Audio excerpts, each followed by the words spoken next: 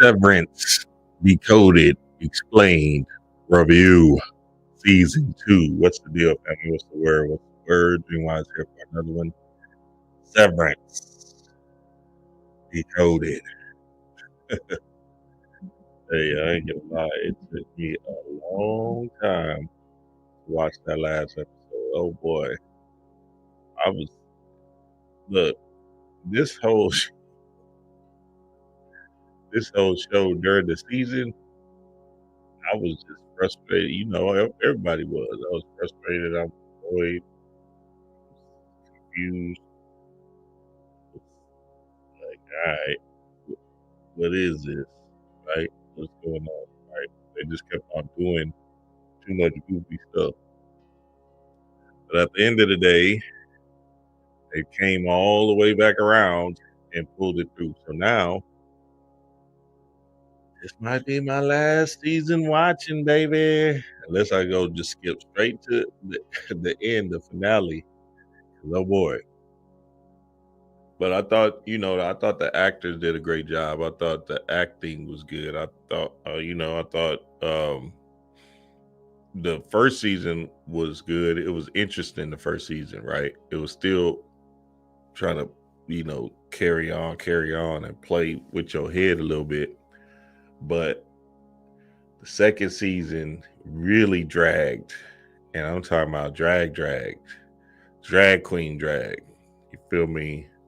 It was like watching goddamn opera and not knowing what's going on. It was like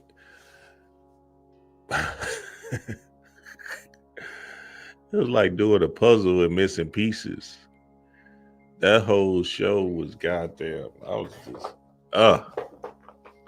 So I never watched the final episode until now, and now I'm about to decode it. That bitch was like playing dominoes and missing 3 pieces and not realizing it. Or missing 1 piece and think everybody good. Playing a 3-man and shit. Like playing spades and think you got all 52 cards and shit. That hoe was confusing. It wasn't getting nowhere for the longest, but then they brought it all the way back around to the finale.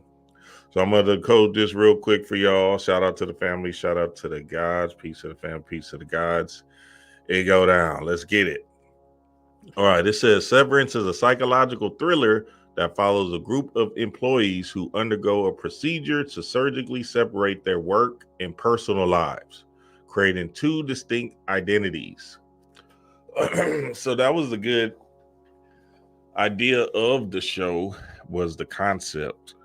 The concept was off the chain because essentially, right, a lot of people have jobs and they feel like they have 2 separate lives when they go to these jobs.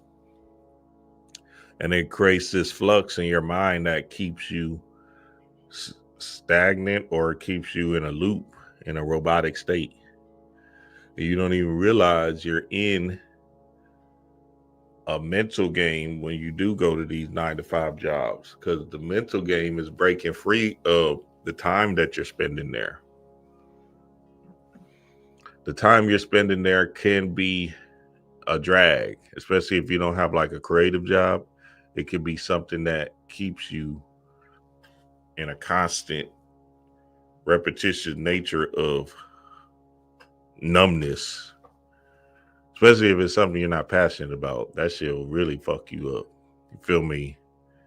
Like I remember as a PE teacher, I'm teaching the same kindergarten through 4th grade PE every 3 days. But nigga, them 3 days seemed like it was every day after a while. Be like, damn, I just seen you, little Johnny. Damn, Daquan, you just was in this bitch. What the fuck? You just wake up, you like, damn, wait. And then don't let it be a long lesson where you got to take probably like 6-9 weeks to teach it because they need to acquire the skill or whatever. Nigga, you doing the same thing over and over and over again, saying the same script over and over again. Absolutely crazy. And you got to think, you're saying the same thing for kindergarten, first grade, second, third, fourth. Well, a little bit differently because you got to speak kinder and first and second, they speak a whole complete language. But for the most part, you're just continuously saying and moving in the same manner. Absolutely insane, baby. Shout out to all my teachers out there. So, understanding that aspect of the routine, the mundanity of going to a job and keep moving in the same way is a robotic state that keeps us in limbo and keeps us stuck and in the flux of ourselves. You feel me? It says their innies, their innie work self and their outie personal self. The employees have no memory of each other's existence, and their workday experiences are isolated from their personal lives, raising ethical and existential questions about identity and control. As the series progresses, characters begin to question the cost of this separation and uncover dark truths about the corporate system that enforces it. So, the biggest idea of what's going on with this Severance movie is you're in the Matrix and you got to get out of the Matrix in order to be in yourself. So the Innies, which I'm about to explain right here, the Innie, this is the version of the person that exists at the workplace. They have no memory of their life outside of work, and their consciousness is locked into the work environment during their shift. Their memories and experiences are confined to the work realm. So when their workday ends, their Innie self is essentially erased. So when you're in the Matrix, you're basically Agent Smith. You're just running on a program that keeps you moving in the same way and same manner.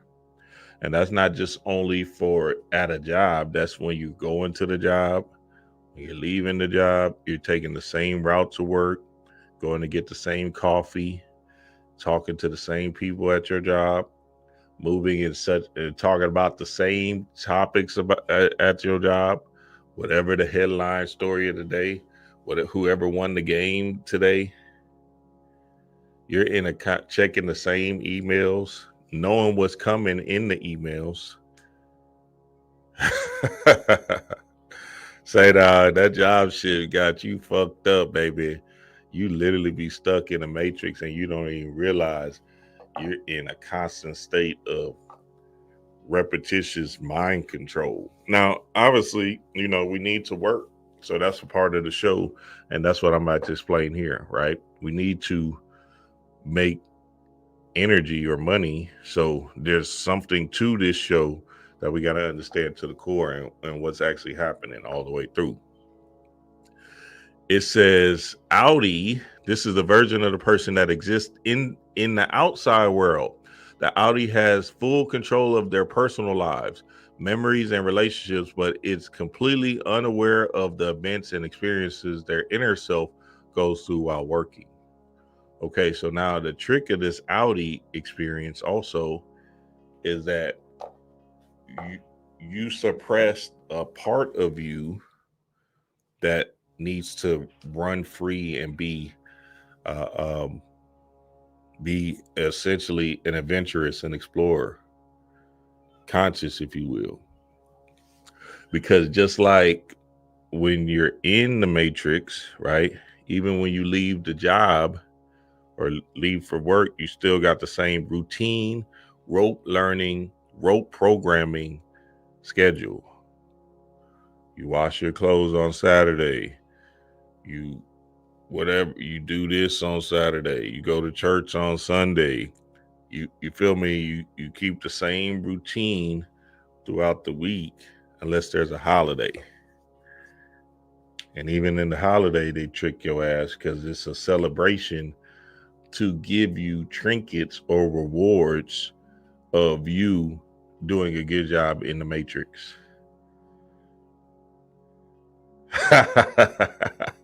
Hey, don't worry, baby. We're going to get deep with this thing. Hey, watch your dream work. This shit gonna be scary for some of y'all, boy. Hey, I'll just tell you what it is. Hey, you know I just can't be nothing but honest, baby. It's gonna be honesty in this bitch. Oh boy. So, you know what, I remember having a job too. And essentially the job it is like when you left the job or when you took a day off, you used to be like, whoa, what the fuck was that? Like you just took a random day off, no doctor's appointment, nothing.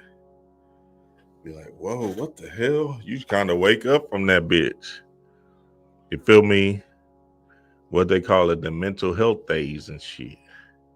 Yeah, because it's a damn near mental energy that you need back for yourself to have some kind of reverence of yourself. Nigga, when I had that job, I used the summer times. What? I was I was gone. I was doing whatever. I was really in my spiritual bag in the summertime, and I was just going within to become the person I am today. So I was heavy into my spiritual work. You feel me, in the summertime, because shit, I didn't have to go to no job. So shit, more time allotted.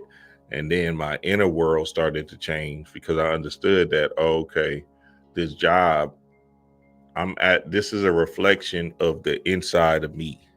So there's something inside of me that's saying that this is what you are and what you need. So I have to eradicate the inside job, right? To get out of the matrix, because for some weird reason, I'm feeling that this is how I can sustain my life with a job. And now, like, you know what I'm saying? I get like, I don't have there's no kind of worry or anything about a job. You feel me? Like, let's say I lost it all, I still wouldn't like necessarily get a job. I'll just grind in a different way. You feel me? It's it's like a mental shift that happens, right? I used to feel it when I used to sell drugs, and I knew it was something different than the rest of the world. You feel me? Like my partners, they won't get a job. No way in their world they could get a job. One, because they believe they already been chastised with the felonies and shit because they got that F on their report card early.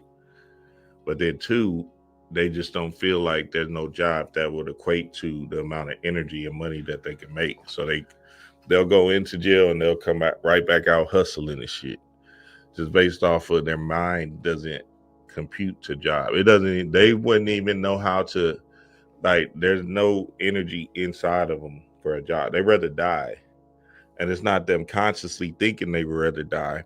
They just unconsciously can't see themselves in that reality. Now, the good thing about me was I was able to step into that reality with a job and then come back with information and say, oh, okay, I get it. I know what this shit is, especially because I'm an observant of people. So as I'm observing these teachers and shit, I started to understand, oh, okay, their mind is like, they really, like, their energy is about 65 in retirement. You feel me? Instead of like, all right, let me get this job to get some energy, some money real quick, and then fuel my passion. You know what I'm saying? They like, fuck it, I'm gonna just retire from this bitch 70.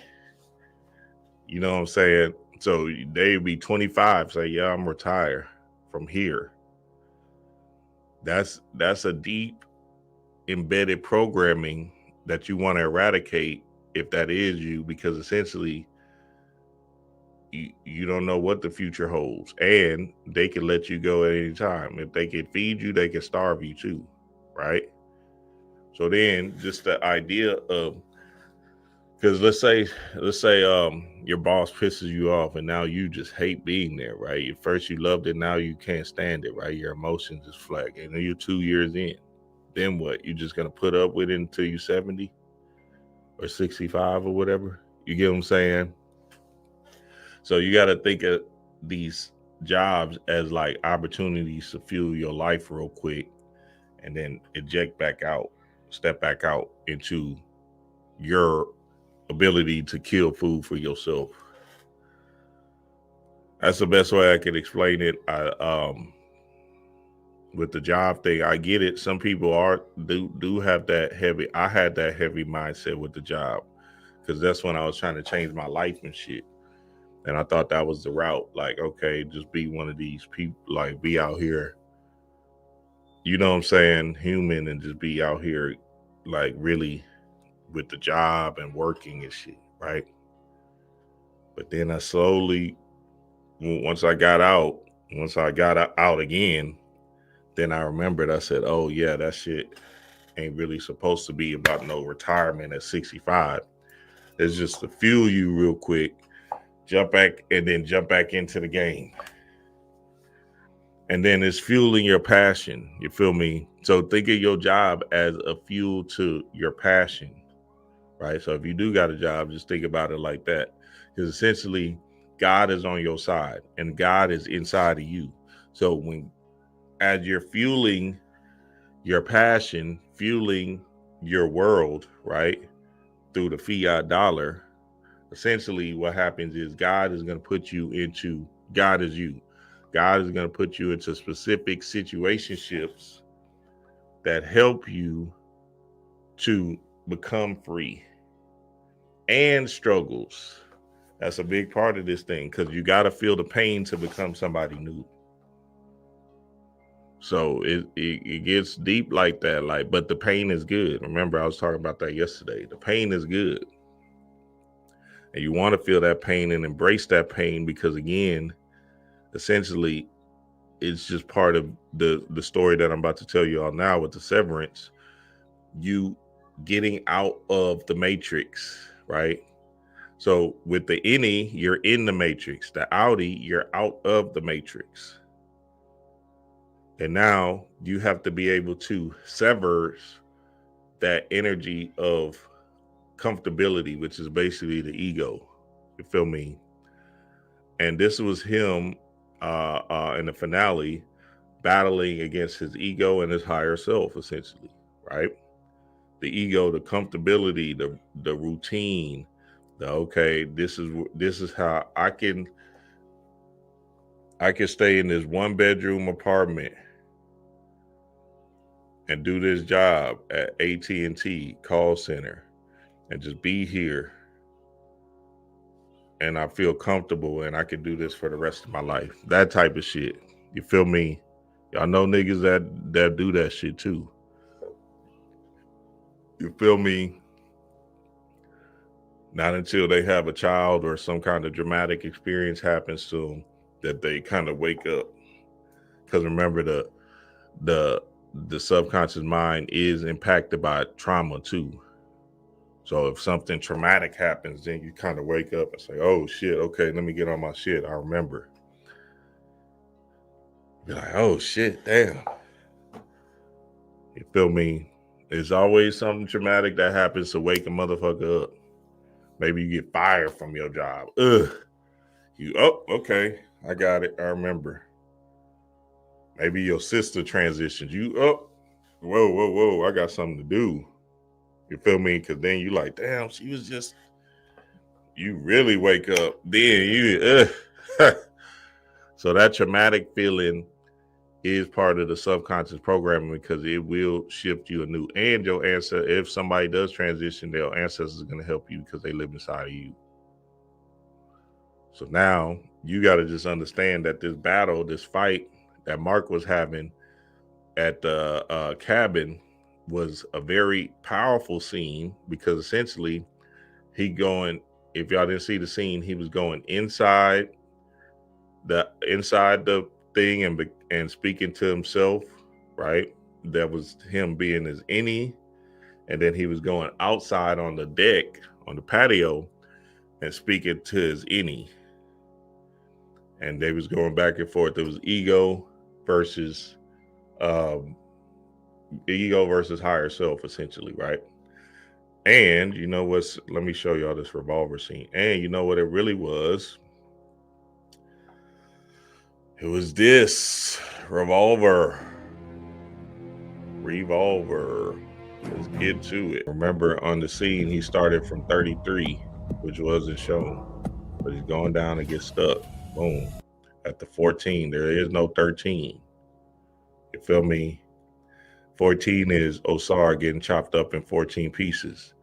And the 13, and the one piece that's missing is the phallus, right? Or the magical phallus, or the pineal gland that Aset rode on to create Heru. So essentially the 13 is you, right? 13, Christ consciousness. And that song, What the Helly? I had to look that up. It came to me spiritually. I said, Helly, we're going to talk about that. But What the Helly is by that dude named Rob 49 or some shit like that. Rob 49 something. 9 plus 4 is 13. You feel me? That's the Christ consciousness one. So all of this stuff be spiritually in alignment. Him making a song is called What the Helly, right? And then the main antagonist, the hidden antagonist, which is Helly, the female that basically owns the whole company, is her name is Helly, right? And essentially she's in a battle within herself too, but it's a grand performance that I'll explain in a minute. Let's keep watching this. Listen to yourself, Jake. You die, Jake. You gotta get out. You're gonna die in a tiny space, Jake. Die, Jake. Up to you! You gotta get out. No. Oh, illuminate, Jake. Stuck. What's illuminate, Jake? It's die, Jake. I'm scared. Gotta get out. I can hear you.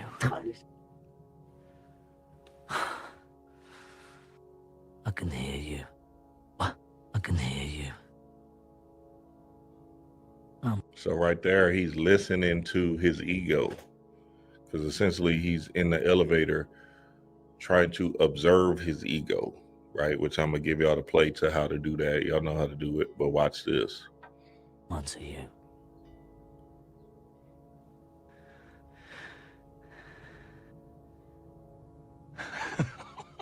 Who takes care of the good times, Jake? We're a team. We're best pals, Jake. You want to get rid of me? You know life without me? You don't know life without me. Do you know life without me? No, because it doesn't exist. Do they talk about me, Jake? No, because I don't exist. Tell all your friends about me then, Jake. I protect you, and I control you. If I say do, you obey. If I say you're scared, you're scared. Been listening to the other side, haven't you, Jake? Listening to people that want to hurt you, Jake. New people. New! Not old friends like me. People you shouldn't trust. Not me. I've been your friend forever, since the beginning. Get rid of them, Jake. Forever. They're the enemy, not me. They're new, I'm old. I stay, they go. I say, you do. You're weak without me. Weak. That's a very, very powerful scene, dog. I can't even make this shit up. This will help you so much spiritually if you can just really understand what's going on in this revolver scene. So essentially, Jake is battling himself, and he's battling his ego and the mind to of somebody doing this to me. Is something happening? You got to protect yourself and trying to stay cool, confined, and comfortable in your place of, oh, it's somebody else, instead of pointing the finger back at you and just understanding that you can silence that mind that causes you pain, if you will. It's us against them, Jake. It's us against them. You're not going to kill your ego, family. There's no way around it. You can't keep on pretending like it's going to die off. It's always going to be with you until you transition. So you got to understand to the core that the only thing you can do is observe it. And in observing it, essentially what happens is you become free, because then you get to bask in your true mind, because you know that that ego mind, that monkey brain, is keeping you in the thinking mode apparatus, and that thinking mode will keep you slow, dumb, and scared to move, a shell of yourself. When you're in spiritual alignment with your higher self, essentially what happens is you relieve yourself of any angst and anxiety, and you just be. And that being feeling is something that you can't fake or funk. You just express God by you doing you, and you doing you so fluidly that you're basically in this kind of flow state kind of vibration, which we'll talk about in a little bit. Watch how dream gets. You know how I get. So then it's one of those things where you just have to understand that, you know, the ego is here, right? And and it's not you. And the more you observe it, just being the observer of it all, the more you'll be able to have more maximum control over that monkey brain. Let's keep it rolling. You can't win this one without me. Oh, no. Gamma state, flow state. I shade to that scene. Go check it out. Revolver. Okay, so that part, that's a big deal, family. Like, this whole thing is about the mind and the mind alone. So whenever you're in your walk of life, you got to understand when the ego is talking to you and when spirit is talking to you. And the ego is going to keep you in a more safe, secure, sound environment in the matrix, so you won't get hurt, so you won't fall, so you won't feel pain. Spirit is going to give you a play that doesn't make sense, but it feels right. So you just got to understand the two different voices that come up. See, spirit is not going to put you in a situation that hinders you. Is going to put you in a situation that challenges you. And that challenge is essentially for you to come into your godhood and be Heru. So when you think of Heru or the hero, essentially you're walking down the path of a new adventure that you're about to face and seek and accomplish, because we're winners. So you just got to understand that first step is a must, and you can't go into it with that thinking monkey brain, because that's what's going to fuck you up, baby. Oh, I'm not ready. It's not the right time. Oh, I got kids. Oh, I'm too fat. Oh, I got to work. You know, whatever the fuck, right? Oh, my mama's sick. Um, you know, all of that stuff, right? Oh, my girl wouldn't like it. Whatever, right? Oh, I'm not good enough. That shit right there. I'm not good enough. How do you know, nigga? You ain't even tried. I'm not good enough. Nigga, first off, everything is going to be different when you first step into it. The minute you start trying and doing it, then eventually it'll get easier and easier. Nigga, I'm on day 2. I'm on day 2. I'm on day 3 of my fruit fast. Day 2 of that squat thing that I was talking about yesterday. And I squatted today for them 2 minutes, just squatting down. I was holding on again to the couch. That shit was burning my legs up, boy. I was feeling all that shit. My hips was screaming. I'm in that bed. I'm looking at the clock the whole time like, damn, this 2 minutes long. That shit was woo. Hey, I'll try that squat thing, that 100-day squat challenge or whatever, where you just squatting down in a real good stance. That's working my shit, nigga. I can feel my mind churning. That shit different. I said, oh wow, then mind you, you see my little son, he just squatting on it easy. He's squatting down on both legs easy to the bitch. Ha!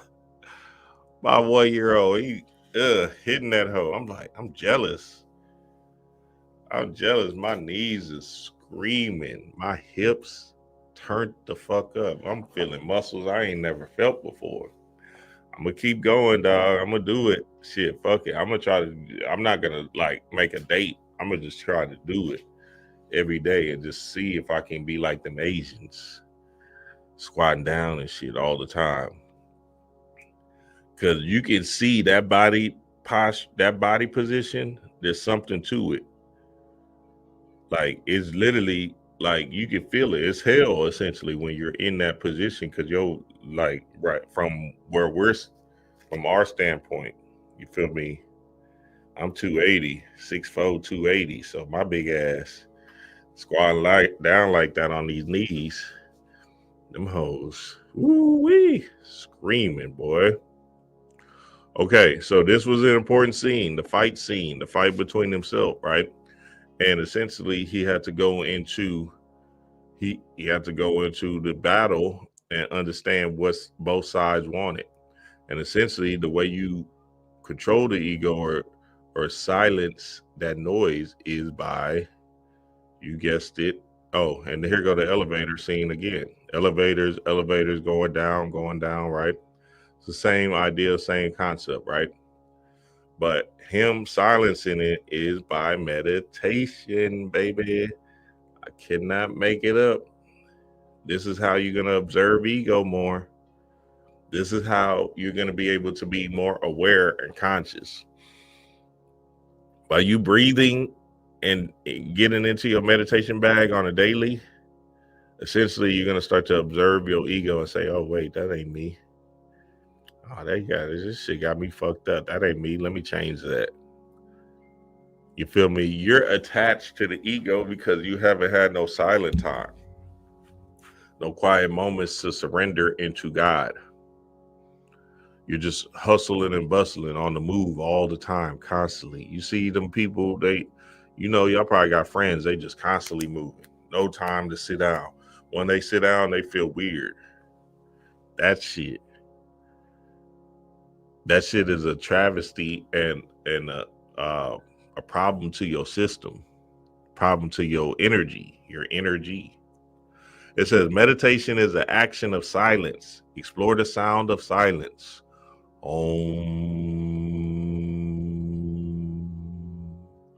Y'all know that crown chakra, that 36. I did a whole thing on the 3 6s or 3 6 36, same number.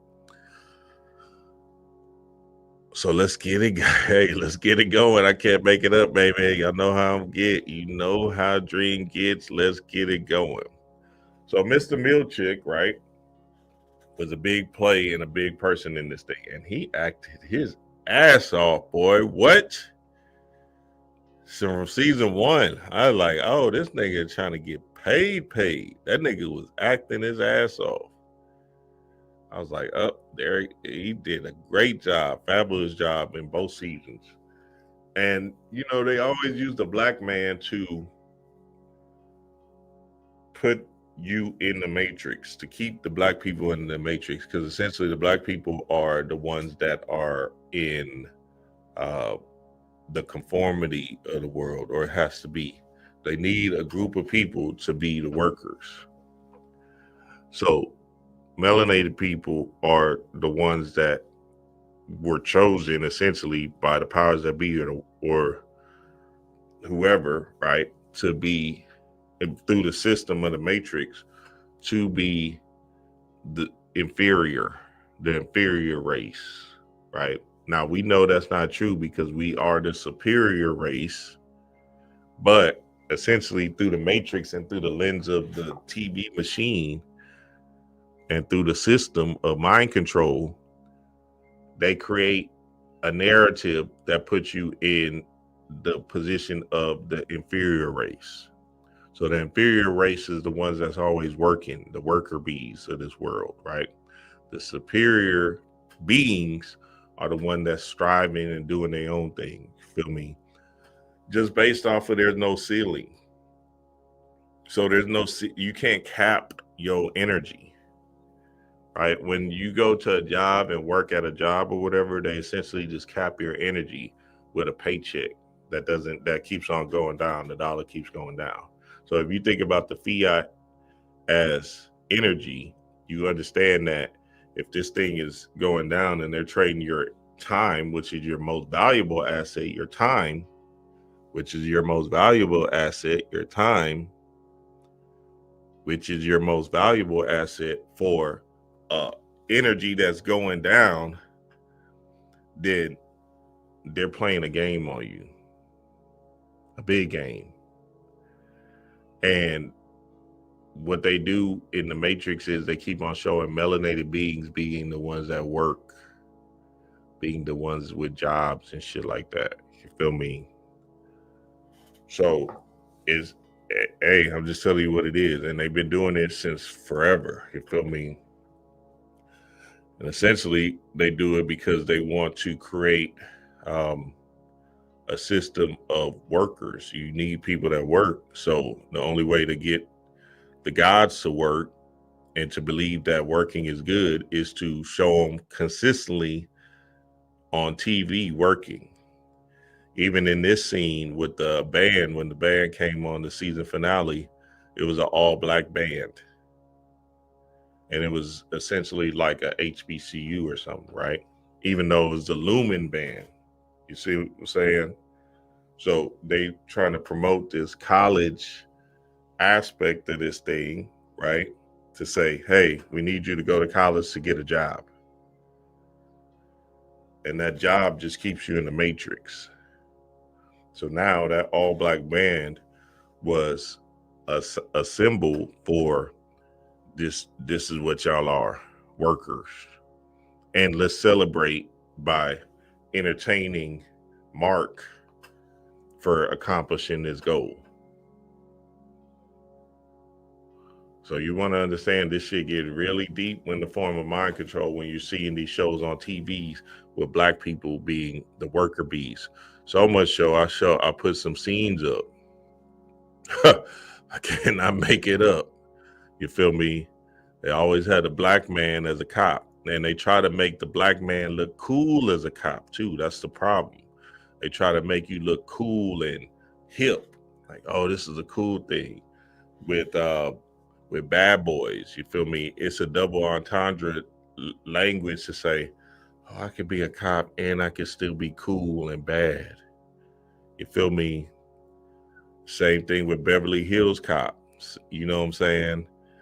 It's all the same energy, right? They're trying to create worker bees of people to serve the wealthy, to serve the rich, to be the help, essentially. So it's reverse slavery when you see these things on TV. So even the cop energy is just a symbolic message of a manager. You feel me? You the manager at Kinko's and shit. You the manager at Walmart. Same thing, same energy. You just serving and protecting this asset that somebody else built. Chaos in the blood, baby. Hey, you know I ain't making it up, baby. You know, then you see them boys at that job. They be taking them black boys at their job. They be taking their shit too serious too, knowing they probably get fired soon. They don't give a fuck. They gonna make sure nah, you can't take this. You ain't what? They be on your ass. So that any energy in the matrix is a problem because you're inside the matrix and you're being controlled by an invisible energy that's taking control of your mind in the form of repetition, in the form of comfort, in the form of your ego or the demiurge. And essentially what you got to do is break out of that, right? and get into a space of your godhood, your powerhood. So I'm gonna do something on how entrepreneurship is a spiritual walk also, because it's all in the game, right? Like, yes, you can have a job. I'm not saying you can't have no job or nothing like that. What I'm trying to get you to understand is that the bigger idea of freedom is you being able to control your own reality on how you see coming forth. So as a manifester, which I'm about to read this Reverend Ike thing in the Patreon, I'm about to go through a whole series, all 52 chapters in the Patreon. I'm gonna just do it individually, like get on camera and just do it for the family, because I'm gonna read it, so I might as well read it to the family. So y'all be on the lookout for that, Patreon family. Essentially, when you are in the matrix, right, you're in, how you say, a space of beta mode programming that keeps you busy bee workers, and you don't even realize it, because that beta mode is a trap. Don't worry, I'm gonna get there. Don't worry, Dream got you, baby. So Milchek's name was Seth. Seth, what a coincidence. Seth, right? Even when he picked up the spiritual book and they put the white man on the spiritual book, right? He looking at the book like, what the fuck is this? Chaos in the blood. And the Egyptian god Set, or Set, is the god of the desert, storms, and aliens in ancient Egyptian religion. So, Set is basically your lower self or your animalistic self, right? That's why he's an animal. And the desert is essentially you walking this terrain of the desert. Now, there's an understanding of falling into in Set and working with Set. So there's people that unconsciously worship Set. That's the people that are worshiping the earth and the money and the glamour and the materialistic thing of the world, right? That's you worshiping Set. You feel me? When you just, I gotta have the fanciest car, the flyest house. You feel me? I gotta work this job that I don't like, but it's giving me so much more energy to keep on buying more trinkets. That's when you're worshiping Set. When you're working with Set, essentially you're disciplining them energies. So instead of you taking a job that doesn't fuel your passion or that doesn't help your passion on a day-to-day basis, you'll take the higher paying job that's going to lead to nowhere. But when you're working with Set, essentially you'll take the job that helps you get out, because damn, I'm learning this skill, or I'm grabbing this information from this company, right, to understand how this business is ran, and now I'm running it myself. I'm running my own thing myself. That's how you work with Set. You feel me? Working with Set is disciplining your urges. So fasting is working with Set, right? Not buying things is working with Set. Not watching porn is working with Set and cultivating your energy up. You feel me? So Set is an important guide to work with, because essentially it's you disciplining your earth. Now, when you're worshiping Set, essentially you're just worshiping the glamour or the materialistic things of the world or a fat ass. And that's not how you want to run your world, because essentially you're just going to be stuck into the confines of being human, or stuck as Mr. Milchek, the worker, the worker bee. Nigga, I think it's just, he trying to save the company, everything. Now, there was an interesting part in the last episode where he tried to take a jab at the owner, which was good, because that's him sort of slightly breaking out free, but he still was conformed. You feel me? And him breaking out is essentially going to be season 3, because they're going to have to break him out If they don't, then I don't even know if I'm gonna watch season 3. I'll probably just watch it to the end, go straight to the end of season 3. You feel me? And just watch that last episode. Fuck it, because god damn. All right, let's keep it rolling. So Milchek was set, right? Helly, what the Helly? What the Helly? Helly was also a part of the ego or the demiurge, but she's also a part of what you would call like Sophia, the fallen daughter, right? Trying to wake up out of her slumber. So she's in the earth as well. She's in the ego as well. You feel me? Or the Malkuth of this thing, right? And in Gnosticism, Sophia is basically the spark of light or the wisdom, right? But she fell to earth and she needs to wake up, because essentially the archons and the demiurge energy is holding her in containment with the earth, which is just all the ego, right? So now she's slightly in both worlds, because even in season 1, when she finally got out of her thing, she was like, oh shit, wait, I wasn't in any at all. Oh wait, I own this whole bitch. Oh shit, I'm the one that's controlled. She came on stage the last episode of season 1. She said, Severance is alive. We are not happy. We are miserable. We are prisoners. So that's her going into the Matrix, realizing that the Matrix is some bullshit, and then getting out when they broke out in season 1, and then coming back to express her truth. But then they just dragged her back in by, putting back that machine on their ass. Chaos in the blood, baby. I was like, they not getting out. Not getting out. But Helly, and then you think about hell is what? Hell. You feel me? That's the root chakra, or your lower 3 chakras, right? You are in hell on earth. So the aspect of hell is this lower extremities, if you will.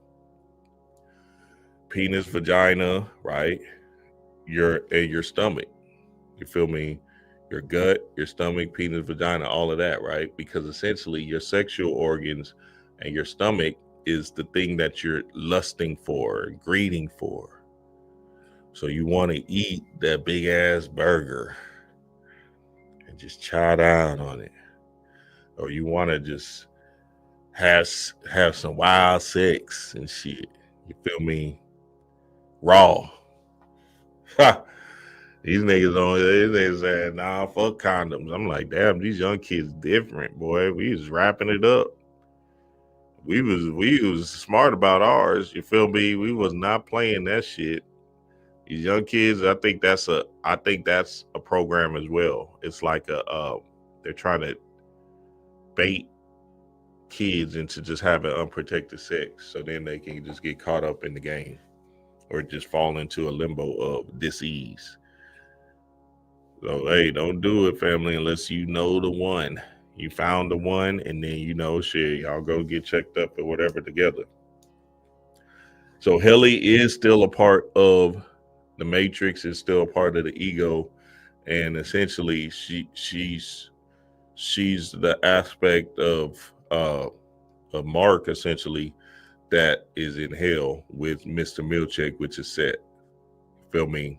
Now let me run through these other characters real quick while we can get deeper into the fold. Dylan, he was just one of these workers, you know what I'm saying, nonchalant, funny guy and shit, right? And the last episode, he wrote a letter to himself, and that letter was explaining to his Innie that he wants out and he's not trying to fuck with you. You feel me? And this says, laugh my ass off. This is why I love Dylan. Outie Dylan began his letter to Innie Dylan for literally saying, fuck you. So that's him saying, fuck you to the Matrix. You feel me? Saying, fuck you to the glamour or the comfortability of the ego, which is the ego. And saying fuck you is removing yourself from the nonchalant numbness of the world. You're ensnared in a robotic system that's keeping you comfortable and sound. And in order to break out or to break free of that, you're going to have to challenge yourself and challenge yourself to the godhood. They want you to get the house with the picket fence all the way in that deep ass suburb so you can drive an hour from work, commute. That's all they want. They like, shit, okay, well, let's get these niggas that shit. We're giving them these houses that ain't worth a damn. All the way out there in the suburbs, deep suburbs. Have you out there, then drive an hour to your job and then drive an hour back home. So you can just be stuck in limbo and never see yourself or never work on yourself. So your 9 to 5 turned into 8 to 6. You there 12 hours in that bitch, 12 hours, quick.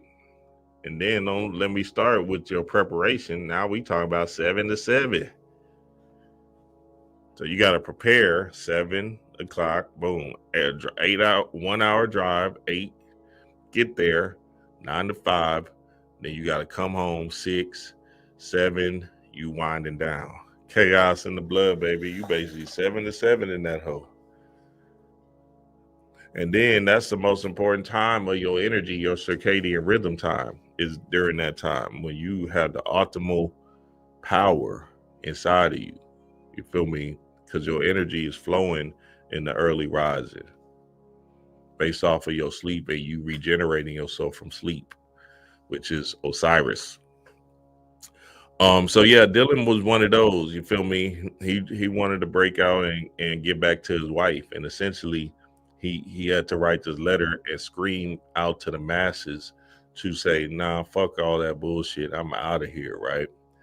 And you know, his family was like, hey, what about us? They were basically showing his story in the aspect of his family and his children being pushed to the side because you're trying to make them feel comfortable and serene with you using all of your energy up. So when I did my mushroom trip, 4 grams mushrooms, right? It's not a lot, but it still took me there. And this was some years ago. This was when my son was 1. My first son was 1. I did that mushroom trip. My first son was, he's probably 1 or about to be 2, something like that. I did that mushroom trip. Nigga, the only thing that shit eradicated the ego, completely took the ego away. Nigga, the only thing I was thinking about was playing with my son. That was the only thing. In the matrix, in the world, in the ego, essentially what happens is you're worried about the hustle and bustle of the day, the struggles of the day, the survival mode of the day.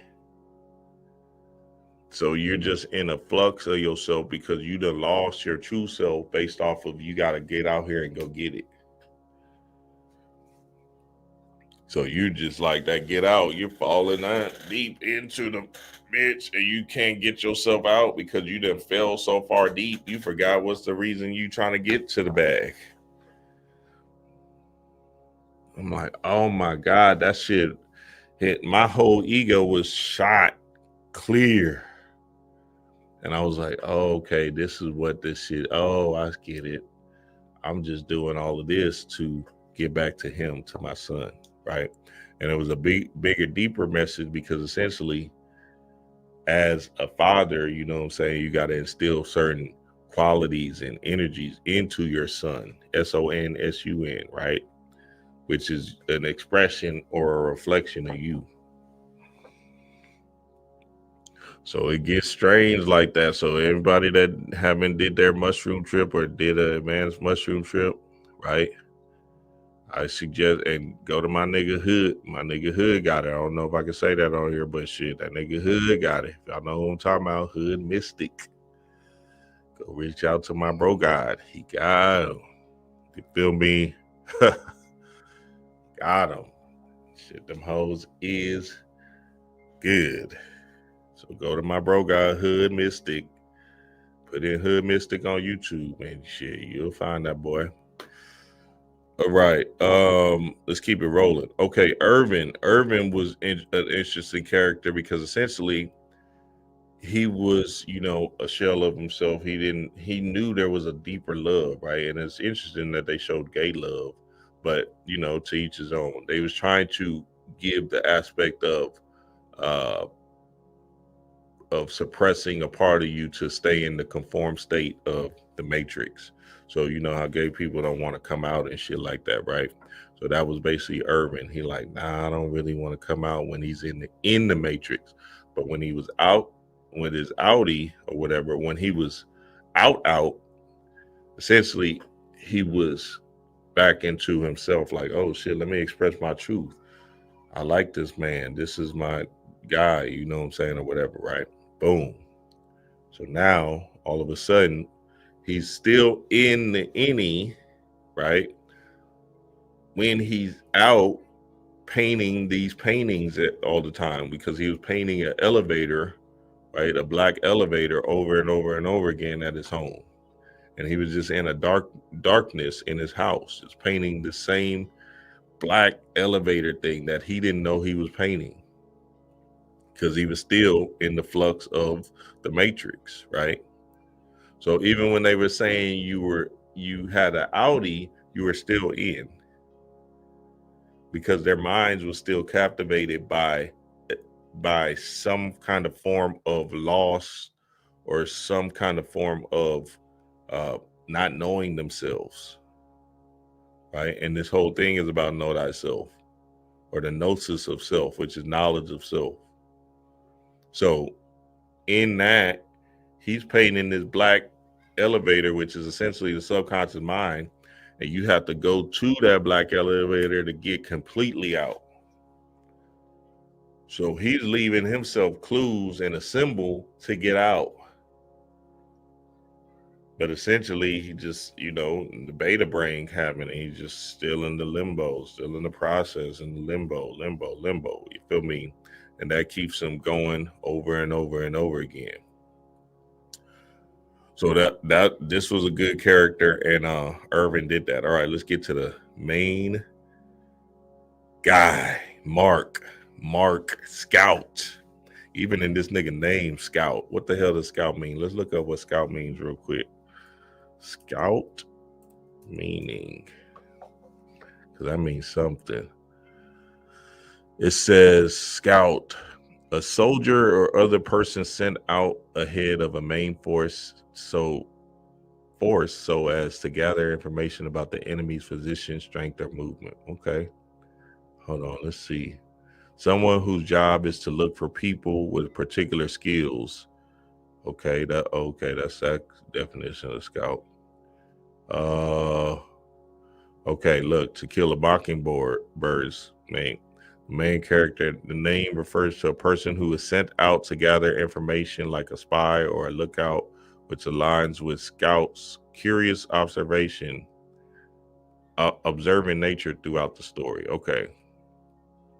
So Mark was essentially being a mark or a target, or somebody that was the main guy, because he was the manager, right? And he was trying to recruit people, even though he was trying to get out towards the end. And in him finding kind of a place of solace and peace, he was screaming to himself over and over and over again, screaming to himself, battling himself, because there was something that he was missing. And that missing piece was his wife, Gemma, which is gamma waves, right? Shout out to Oni. He brought that up when we did our decode together on his YouTube.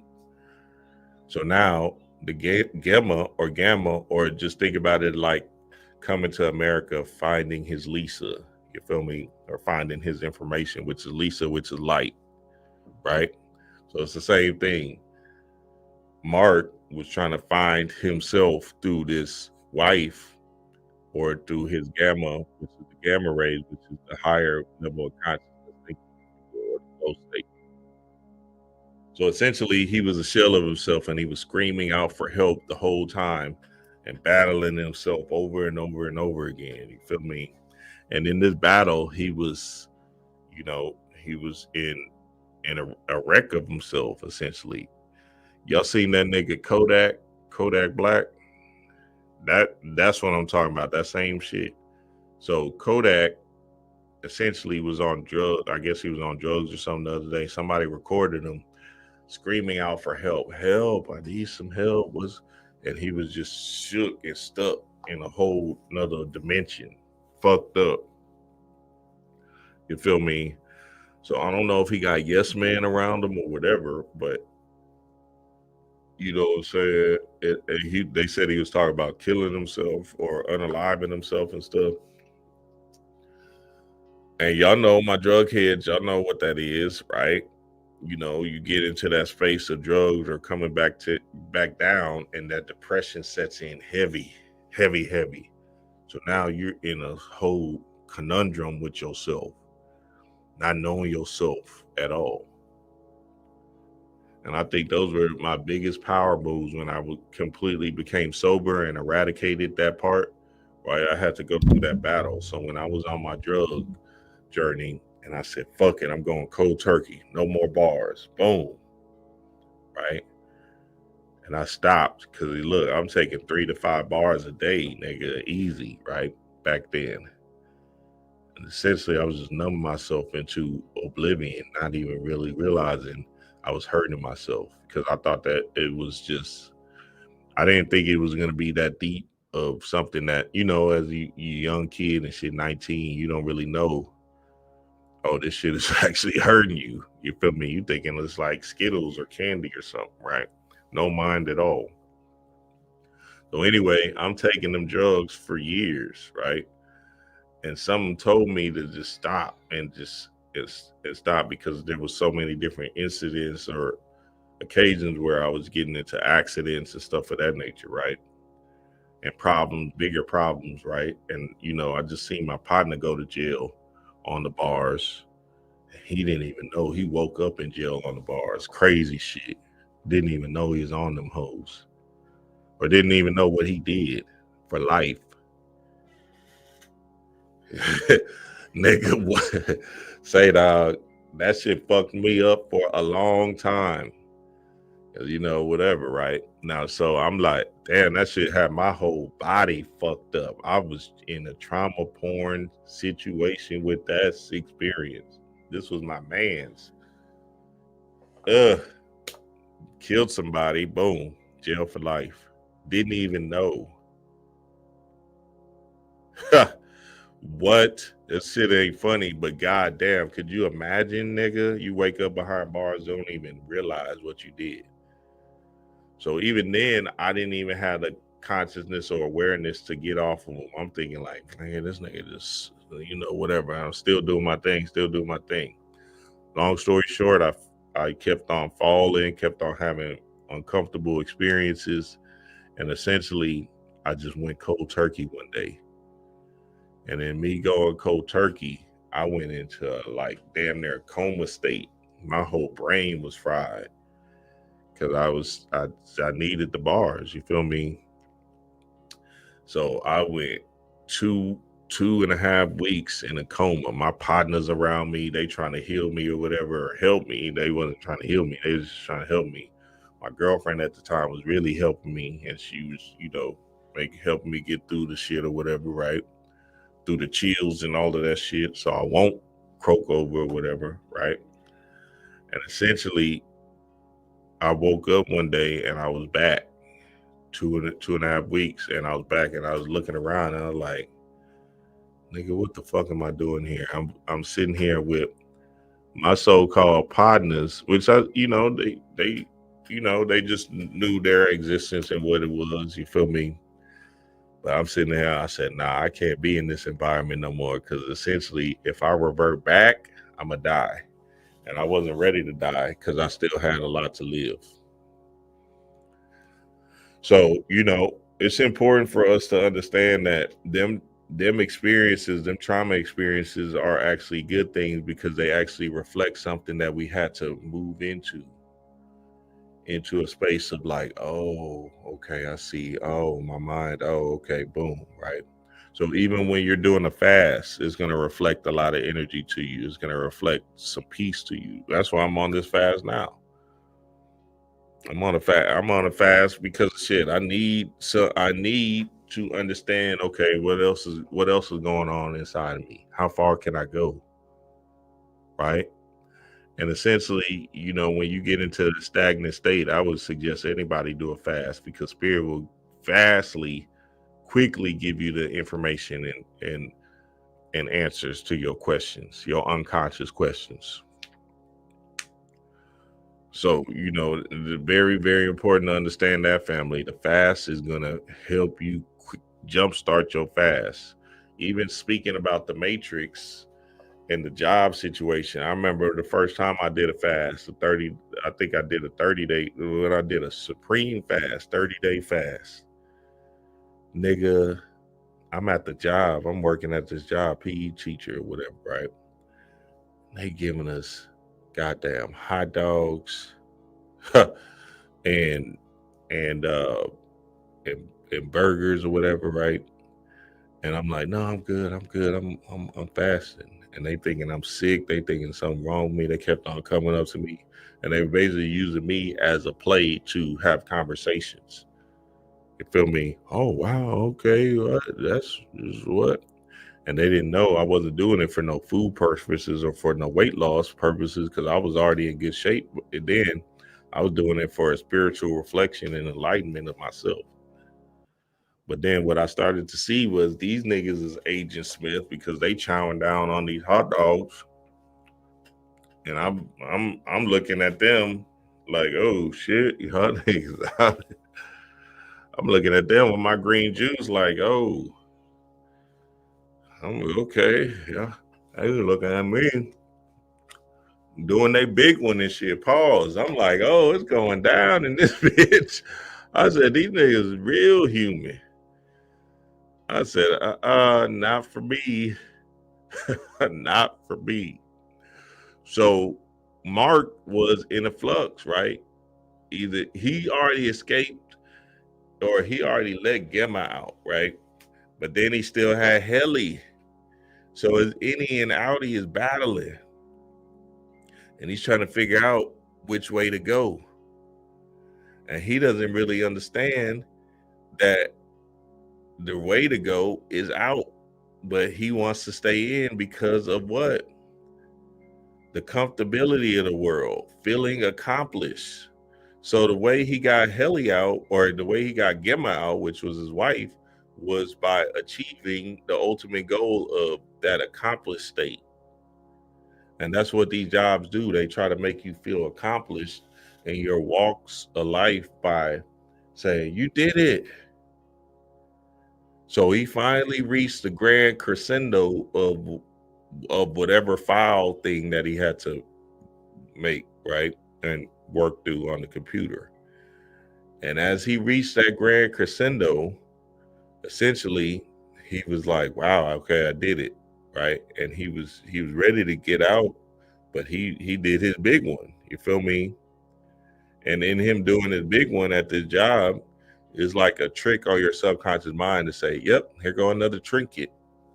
So that's when they brought out the band and stuff, but he wasn't going for that band shit. He was like, nah, fuck it, I got to get my wife out. You feel me? But the accomplished feeling, well, if y'all seen this last scene when it said 100%, and then Mr. Milchick brought the band out and he started performing a big grand parade and stuff for him. Essentially, that's what the jobs try to make you do. They'll give you hot dogs and burgers and say, you did a great job, or give you an award and say, you're employee of the month, or give you a certificate to an In-N-Out burger, 50% off because you're a teacher and shit. So now you put in so much work at your job that you feel accomplished at this job based off of the time you put in, and time is your biggest asset. So unconsciously, that time that you put into that job is an asset. Because now you feel like shit, I already gave this all my time. And I accomplished this mission. So fuck it. I'm here, baby. It's up. I'm stuck. If it's up, then it's up, then it's up, then it's stuck, baby. Straight up and down. I can't make it up. So then that a feeling of accomplishment doesn't render you to get out. It renders you to stay in. And in that staying in, you just keep on accomplishing and keep on going. It's the same thing they do with college when they give you the college graduation thing, the thing, or high school too. You feel me? Shit, I did 12 years of this, and they gave me, okay, I'm about to use this bitch. I just did 4 years of this. There's no way I'm not going to use this degree. I'm about to get into this system. And then the cycle just keeps on going over and over and over again. You get into a job, they're going to keep you there with the trinkets and the awards. They talked about that in NLP, right? Give somebody awards to make them feel accomplished, and they'll keep on working for you forever.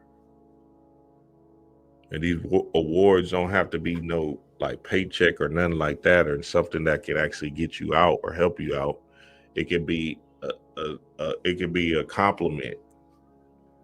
Telling you this shit is deep. How far the rabbit hole goes in the aspect of the leaders of these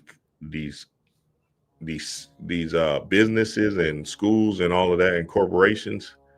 They know this stuff, right? So they'll tell you, like, for instance, they used to have principal meetings and shit like that, right? So the principal, you have to put in your time. So you already programmed and you're already stuck in the matrix because you put in your time, probably did 10 years of teaching, 5 years as an assistant. So now when you get to that principal level, now you just entrained into the bitch. And you're like, fuck it, I'm here. This is what it is. So now since you put in that time, guess what? Whatever they tell you, you're not going to go back and give the information up because you're like, fuck it. Well, I got tricked, so fuck it. So now they tell you at these principal meetings, hey, you gotta show straight compliments, show straight love. You feel me? Give them hot dogs, make them feel good. Nobody is not, you know what I'm saying? Everybody is here to hey, just watch. You go to your next teacher meeting. Why? I know some of y'all are out on the summer. Go wait until you get back to that school year. They're gonna say, all right, let's play games. Let's make them feel like you won and shit like that. You feel me? Let's be together. Let's do the game, the fun games thing, right? We do these fun games and laugh a little bit and make it feel right at home. This is your new home. Ha! Chaos in the blood, baby. Hey, I'm just telling you what it is. I'm just telling you what it is. So now all of a sudden you're entranced by the mind control that your leader is giving you, your superior, and you're believing in the narrative that they're believing in because they're just controlled by higher ups. Hey, this game keep on getting stranger and stranger, boy. I'm telling you, man, it's crazy. Ashley said they do the same thing in sports. Absolutely, man. Absolutely.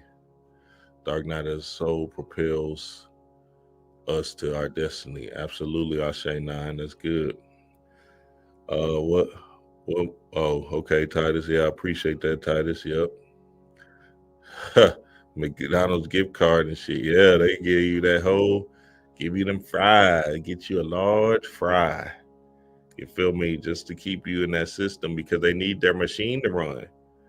While they're eating all at the top, they giving you a gift card to Starbucks, $5 gift card, and you feel so accomplished by getting that gift card.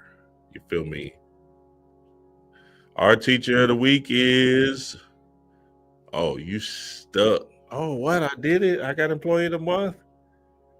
Oh shit. You start feeling good at work and shit. You start telling other people stuff. Hey, pick that up, man. What you doing? We gotta You start looking crazy. And you, hey, come on, man, let's do this. All right.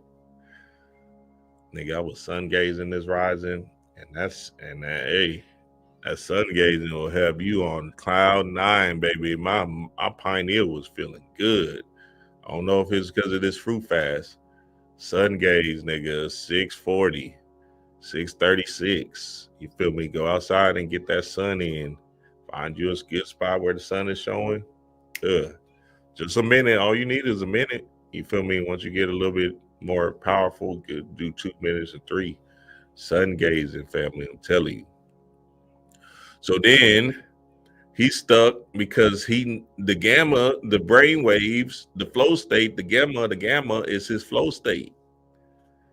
And now that flow state is hindered because you're not, you don't want to get into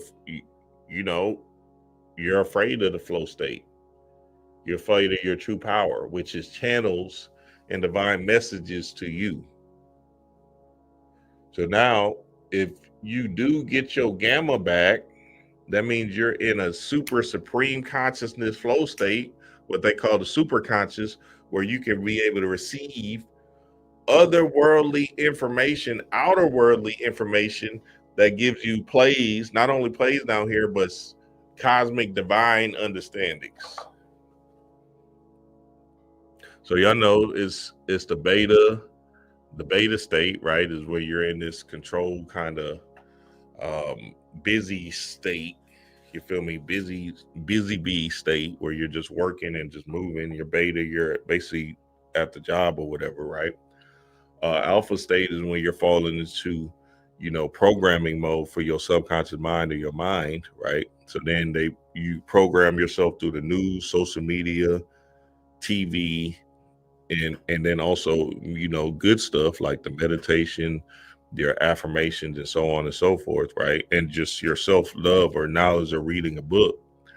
And then you got the theta and the delta states, which is deep sleep states, which then gives you messages in the form of pictures or symbols to give you plays down here in this matrix.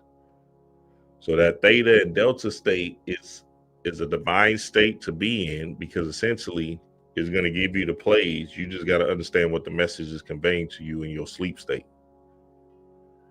The gamma state, which is what you want to be in throughout the day, is the flow state where you're just moving and grooving. You feel me?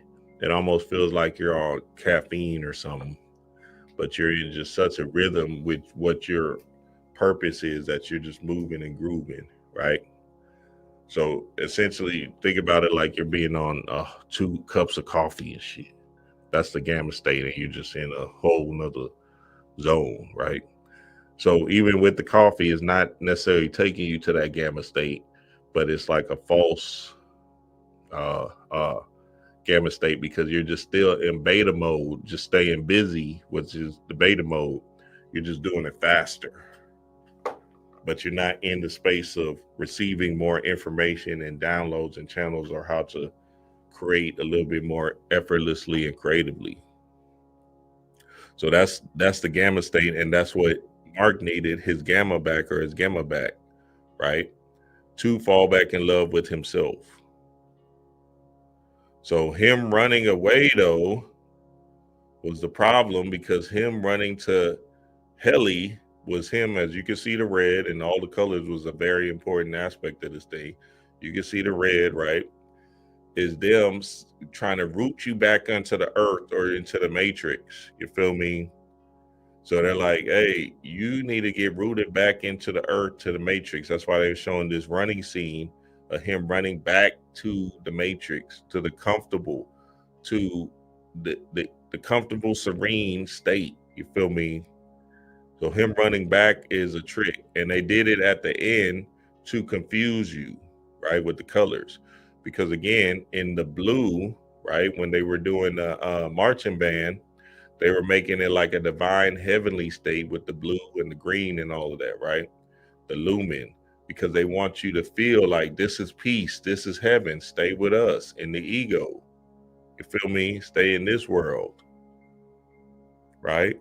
So it was a trick of the mind to use the color schemes, which is a beautiful thing to use, because again, it color magic and color psychology is very important when you're seeing stuff on these screens.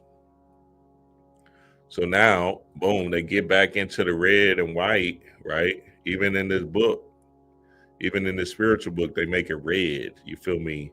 Just to say, oh, this must be the evil thing, right?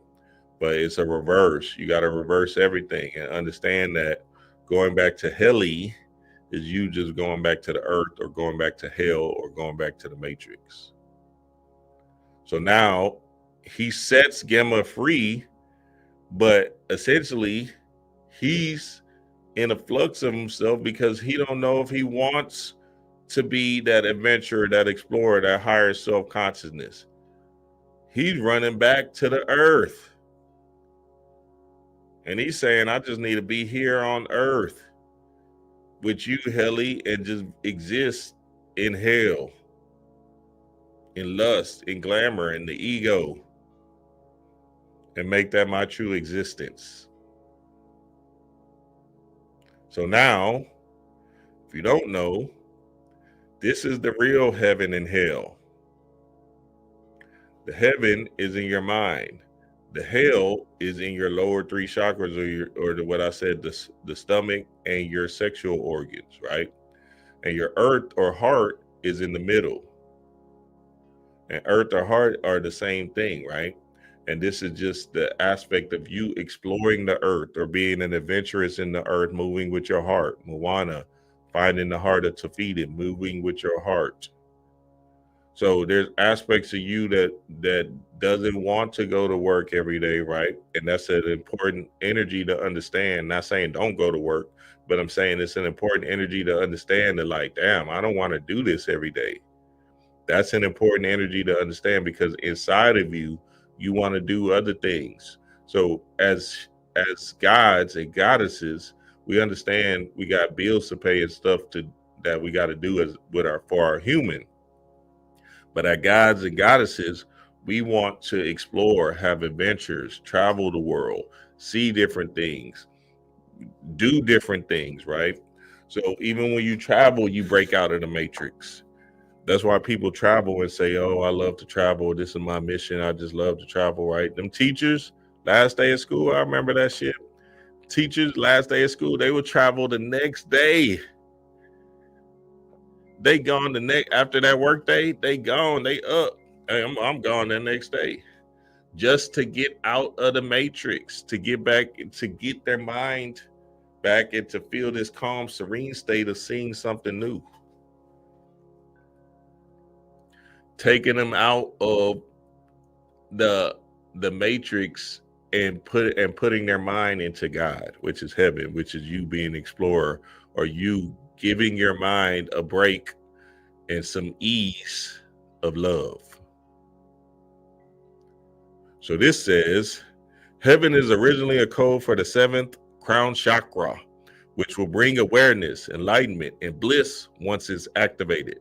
That's the gamma. And hell is originally a code for the 1st root chakra, base, Malahudra chakra, which is where the serpent of fire, aka the Kundalini life force, resides. When it's aroused, that's you breaking free and becoming aware, the energy is scorching hot and flashes of light may appear. Lucifer, Satan, the bringer of light, the light bringer, is the one that's actually moving you upwards and getting you out of the matrix. So you got to think Set, Satan, all of that, Set, Soot, Satan, right? All of that lower energy. Remember what I was telling y'all about Set or Mr. Milchick or Set Milchick, that was the name. Essentially, you need Set, right, to actually discipline yourself to get out of the matrix. Because Set, if you're worshiping Set, then that means you're worshiping the earth.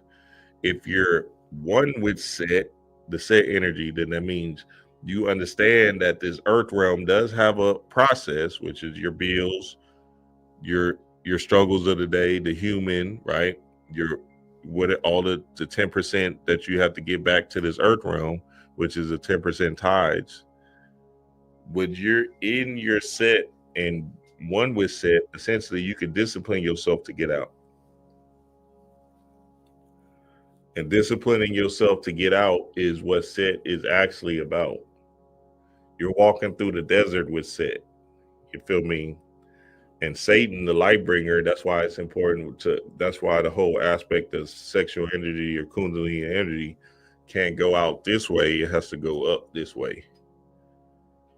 So the whole understanding of your kundalini is you controlling your urges to bust off, right? And lust and just fall into the greed and the sex and the toys and trinkets of this world, the glamour.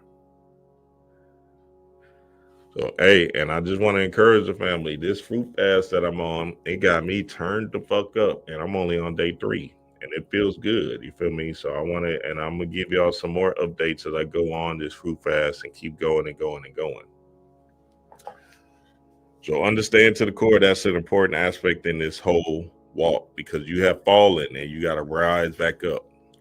When all of the chakras are open, the fiery serpent will then ascend up the spine into heaven, causing one to have a second coming where the 144,000 nadis of the human soul are saved. And then the individual is born again with eternal life. So you got 144 gods or light codes on your pineal gland, and that's you being illuminated, or the Illuminati, the illuminated one, to yourself, and being one and in peace and in oneness with self. So now you want to understand to the core, it is huge to look at yourself, understand yourself, and understand your mind from a more psychological level when you're in the matrix, because the psyche is what's under attack. And if you can break free of that psyche or that mind control or that ego driven thought, you can break out and then set yourself free. So again, go see that revolver scene again. Very important scene in this thing, because that is the play of setting yourself down into the one, becoming the one, Neo, all the way down the elevator scene to become the one, right? Let's go back to it. To become what? The one. You stopped at number 1. Hold on.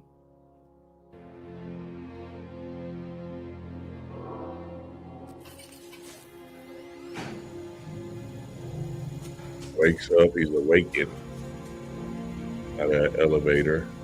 6, 5, 1, the one.